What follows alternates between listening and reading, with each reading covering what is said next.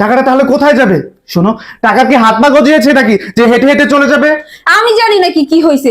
আচ্ছা, একটা জিনিস, চোর টোর আসছিল নাকি বাসায় আবার চুরি করে লয়ে গেছে? চোরই যদি আসে তাহলে ওখানে বাকি 9 লাখ টাকা রেখে তারপরে কেন যাবে বলো তো? চোর আসলে তো সম্পূর্ণ টাকাই নিয়ে চলে যেতে পারতো, সেখানে 10 লাখ টাকার জায়গায় 9 লাখ টাকা রেখে আর বাকি 1 লাখ টাকা উধার করে দিয়ে গেছে। আমি কিভাবে বলবো? আমি আমি জানি না। ঠিক আছে, আমি যাচ্ছি। এই, কোথায় যাচ্ছ? কোথায় আর যাবো বলো? তুমি যেহেতু বললে চোর এসেছিল, চোর ধরার জন্য তো কবিরাজের কাছে যেতে হবে, তাই না? আমি এক কাজ করি, কবিরাজের কাছে যাই, কবিরাজে আমাকে সব সমাধান দিতে পারবে। এই, তুমি কি বলতেছো? কবিরাজে কিসের সমাধান দিব?